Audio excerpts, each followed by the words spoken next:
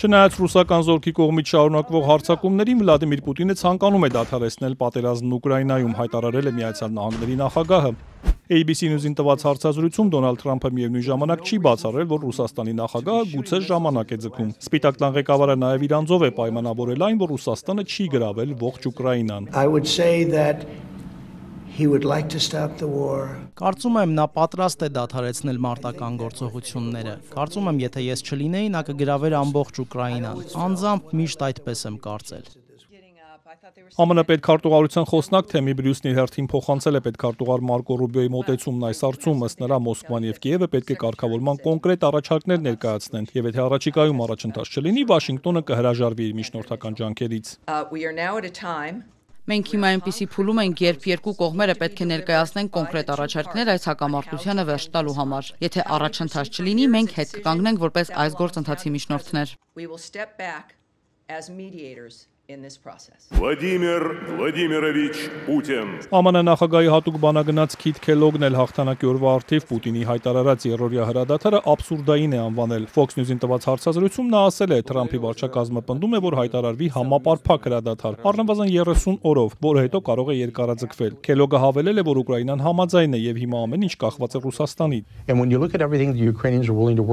Եվ եթե հաշվի առնենք այն ամենը, ինչին ուկրաինացիները համաձայնել են, ապա ամեն ինչ կախված է ռուսներից ու Պուտինից։ Այսինքն մի կողմը համաձայնել է, հիմա պետք է խոսենք մյուս կողմի հետ։ Կրեմլի խոսնակն իր հերթին հայտարարել է, որ խաղաղության գործընթացը շարունակվում է եւ նախագահ Պուտինը բաց է խնդրի խաղաղ կարգավորմանն ու աջակցում է հրադադարի գաղափարին։ Սակայն երկարաժամկետ հրադադար հաստատելու համար պետք է հաշվի առնել մի շարք նրբություններ, պատասխանել մի շարք հարցերի, ասել է Դմիտրի Պեսկովը, չմանրամասնելով թե ինչ նկատի ունի։ Ռուս պաշտոնյան նաև նշել է, որ բարձր մակարդակով հանդիպումներն ավելի արդյունավետ են եւ անհրաժեշտության դեպքում нման շփումներ կլինեն։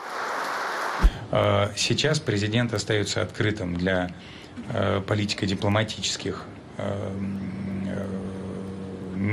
методов урегулирования этого конфликта. Այժմ նախագահը բաց է մնում այս հակամարտության կարգավորման քաղաքական եւ դիվանագիտական մեթոդների համար, սակայն իրավիճակը այնպիսին է, ինչպիսին կա։ Մենք Կիևից որևէ արձագանք չենք լսում։ Мы с вами не слышим реакции из Киева.